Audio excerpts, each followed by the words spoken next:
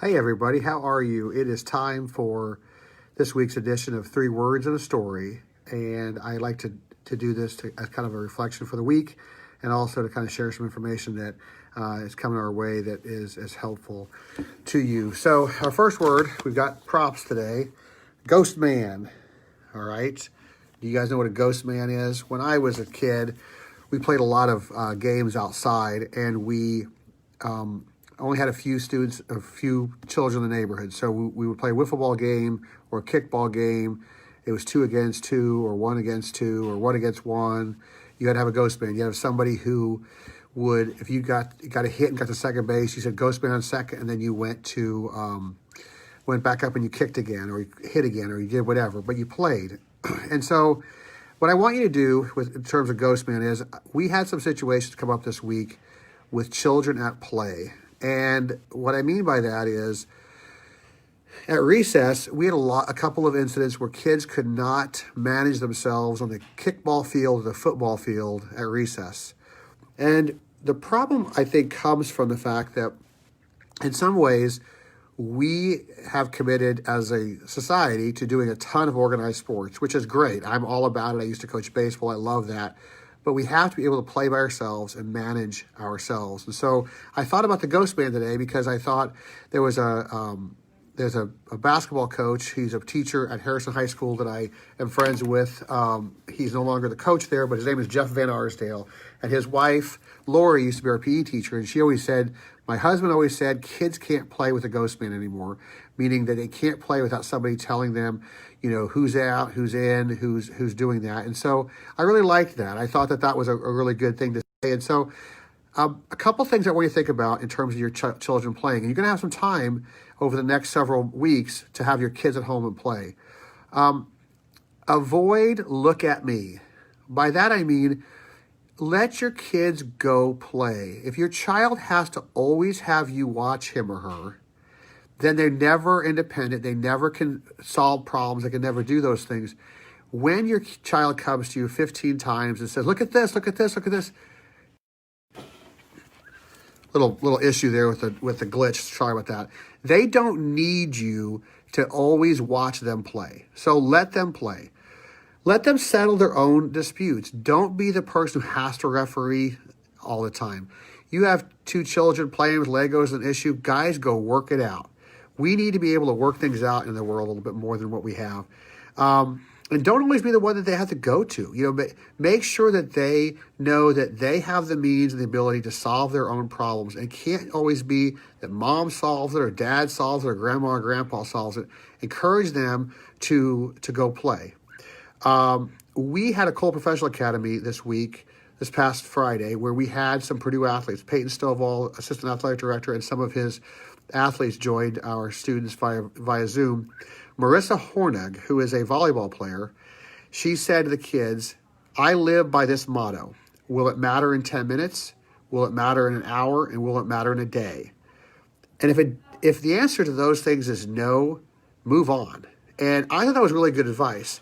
And so sometimes we have kids come off the bus, oh my gosh, it's the worst thing in the world. And I get it. I get so-and-so looked at me weird or so-and-so did something wrong. And, those are all important in the time. And we want to give kids voice. But we also need to say, will it matter in an hour? Will it matter in 10 minutes? Will it matter in a day? Because a lot of times it won't.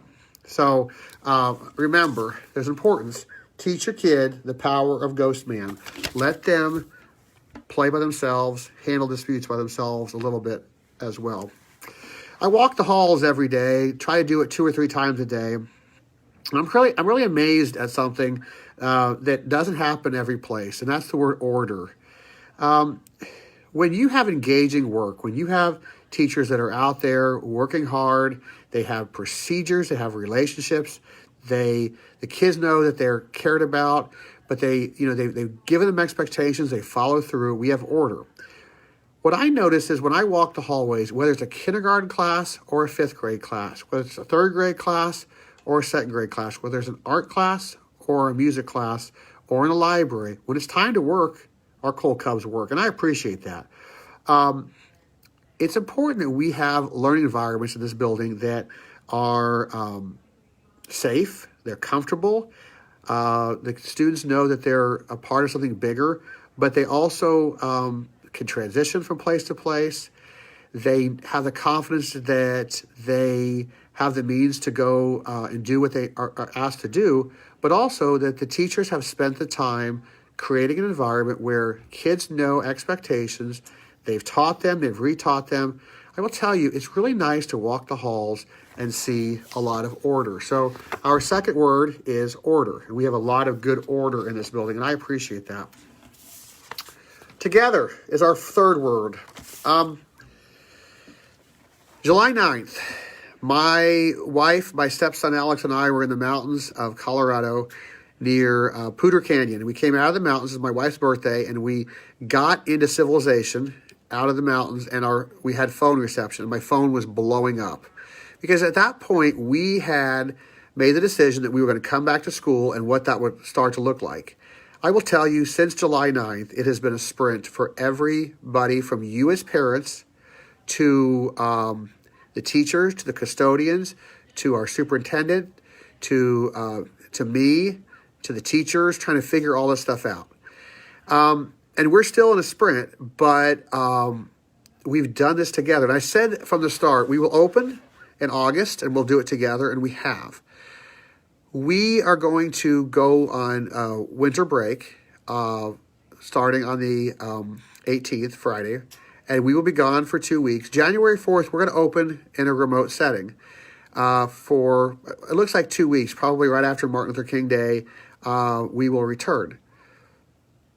That's because we have had a lot of folks who have been quarantined. We have a lot of students that are not present. And a lot of our schools are really, really riddled right now by a lot of these kids who are quarantined. We are doing our best. We have had some positive cases in the school. You all get the emails about that. You know those things. We do what's called contact tracing. We go around with this big pole, 6 feet long. We measure where kids sit at lunch, at recess, in the classroom, in the cafeteria, in specials, on the school bus. And we try really hard to make sure that we've gotten every child who might have been in contact with the child who was a positive case for 15 minutes or more in a 24-hour period. We do that because we don't want, obviously, to spread this disease any further than it already has. But number two, we want to make sure you as parents know that if your child was in a situation where you need to really keep a close eye, we want you to be aware. And so what that looks like is the person who is COVID positive, they have a 10-day quarantine, isolation is what they call it, because it's taken some time for the symptoms to get to that point to get a positive case. If you're a close contact, it is 14 days from the day of exposure, first day of exposure. So what that means is a lot of students who are quarantined go down for quite a bit. If you are in a situation where you are quarantined and then you have someone in your family test positive, that person has to go through their whole 10 days, and then it's 14 days on top of the last day of their 10th day. So in some cases, children are out of school for 24 days. So what we're hoping to do with this delayed start with remote is we're hoping to do a couple of things. Number one, obviously, holiday season's upon us, and people will be traveling, people will be getting together. We're hoping you're all making wise choices in terms of some of those pieces. If you have to travel, you have worked some things out so you can social distance and et cetera. But we want to make sure that we don't have a situation where we're a week into school and we're already shutting down. So we're hoping that is something that we could do. We also know that it's a mindset. We did remote last March, April, and May. We did the best we could with what we had where we were. We had a couple of remote days in August and September as practice because we feared that if the situation happened, we would have to do it again. And we did in November. If you remember, we went down for 2 weeks prior to Thanksgiving. We did a really good job. I will tell you, students with IEPs were being met with instructional assistants and teachers, the specials teachers. The teachers were doing Google Meets. They were using Google Classroom. We're going to do it again. But the mindset is, here's what school's going to look like. We're going to start with remote, and then from there, we'll see what happens. in terms of when we come back. When we come back, we have to figure out what to do if a child gets quarantined and try to figure out how to connect with them as well, because it's hard, but we're going to do that. And so I know this is hard on you. As parents, this is terribly hard. I know grandparents, aunts and uncles, neighbors are picking up slack. I know that. Know that the teachers know that too. We are trying really hard to make this as clean and easy as we can. We're trying not to inundate you with emails. But January 4th, we start school again, but it's in remote. Your child will have their device with them. They will have, they'll have their supply boxes so they can do art.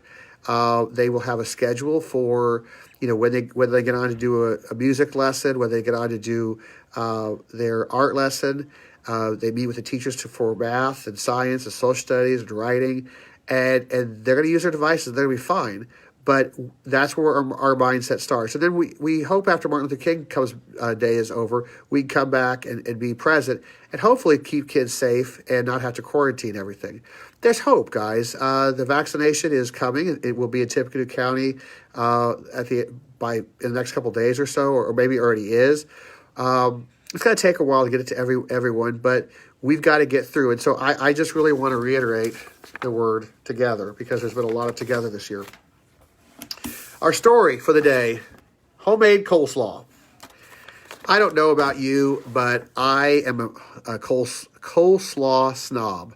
When I go out to eat and there's coleslaw, I ask two questions. Is it homemade? And is it made with vinegar or made with cream? Because I don't really like vinegar coleslaw. There's a difference. There's a difference between homemade coleslaw and coleslaw you buy that's prepackaged, at a grocery store or commercial site. Dog and Sons, in my opinion, has some of the best coleslaw out there. It's amazing. It's homemade. You can tell it's homemade. Tastes better. It's crunchier. It's all those good things. And speaking of homemade, it's exciting that the Sidewalk Cafe is going to open in Stockwell here in a few months in February in Stockwell. That's awesome. But you can tell the difference between homemade coleslaw and commercial coleslaw. This year has been a little bit. We're wishing we had homemade coleslaw. It's not the same. We're trying to make everything the same. For example, tomorrow at this time, we would be gearing up for the sing-along. We can't do it. We can't get all those kids together in one spot and do the sing-along. We are trying really hard to have several of the experiences we've had in the past. We can't do it. We've had to, for example, Camp Tecumseh was going to happen for our fourth graders. They're not having any kids overnight. So we're trying to do some things. It just tastes a little different than it used to. And we really we yearn for the homemade coleslaw. We yearn for the things we know are good, they're true, they're handmade, they're wonderful. But right now, we're eating coleslaw out of a plastic package. And you know what? It tastes similar. You can tell it's coleslaw, but it's not quite the same. All right? And that's kind of how we feel right now with some of the things we're doing. We're doing the best we can. And I think as parents, I cannot thank you enough, as community members, for your support. When I've had to make those terrible calls about, hey, your child's been close contact, I've had people literally say to me, Mr. Pinto, I can't tell you what a great job your staff has done. It's been amazing. We knew this was coming. You guys have lasted this long. Thank you for all you've done. I appreciate those things, because those little things do matter. But, when we think about where we are right now, it's almost like you're on the outside of a World's Fair exhibit. You see everything going on inside through the glass, but you can't get to it. We still drive by the restaurants and wish we could go out to eat like we used to. We still are at different spots with some of the events. We drive by the baseball diamond, the basketball. We would like to watch our kids play 7th grade basketball, and we know that we're limited to a couple. So it's still coleslaw, but it's not homemade. And so, just know that we know that, and we. It just kind of I thought about that this week. I thought, it kind of reminds me a little bit of that, because it's okay, but it's not quite the same. So tomorrow, your child will go home for winter break. They're going to walk away with no homework to do. Our grades will be done. We will get report cards out to everyone the first week in January. We return on January 4th. January 4th is a Monday. We will return for school, and that will be virtual. We will be virtual through, now, Monday the 18th is Martin Luther King Day. That is a day off. We hope that we can return on the 19th. I'm not sure. That is up to a lot of factors, including our rate of positivity in the county and other factors as well in terms of staffing and such. But that's our hope. So just know that we're going to do the best we can. We have made it this far. Tomorrow we will have a great last day before the semester ends, and then we will go home. Hopefully you can spend some time relaxing with your family and doing all the things that you do on a holiday in a different situation. But we thank you. I thank you for all that you've done this year. 3 words. Gonna put them all in order for you. Ghost Man, order, and together. And we're doing the best we can. It's not quite homemade coleslaw, but we are doing the best we can. Thank you all very much. Stay safe. Have a great holiday season. Stay happy. Parents, we respect and appreciate all that you're doing. Please reach out. If we can help, we will. We need everyone to show up with their Google Meets. We need everyone to get their Google Classroom work done. We need you to follow your schedule and get your work done. We cannot be gone for 2 extra weeks just because we want to extend our winter break. We've got to be ready and go to work because that's what we do. All right. But thank you very much. Have a great holiday season, and I hope this message finds you safe and well.